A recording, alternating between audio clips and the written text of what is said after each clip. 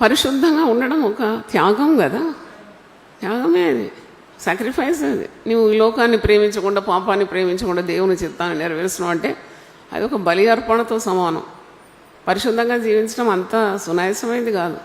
నీకు లోకాకర్షణ ఉంటుంది, పాపం నిన్ను ప్రేరేపిస్తుంది, నీకు చెడు సహవాసాలు ప్రేరేపిస్తారు, మరి చేయరాని కార్యాల వైపు సాతానుడు ఈడ్చుకొని వెళ్తాడు. ఇవన్నీ కాదని ప్రభు కొరకు నిలబడడం, పరిశుద్ధంగా జీవించడం, దేవునికి భయపడడం, అది నీతియుక్తమైన బలి. నన్ను అడిగితే వీలు ఉన్నది నీకు. కావాలంటే నువ్వు ఏ దారికైనా పోవచ్చు, ఏ పెడుదారిలో పడవచ్చు.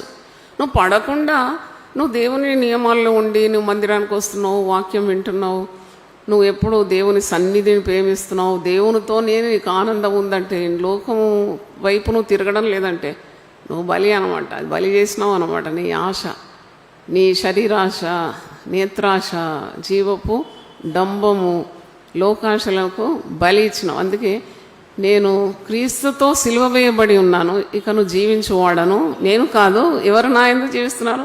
క్రీస్తే నా యందు జీవిస్తున్నారు.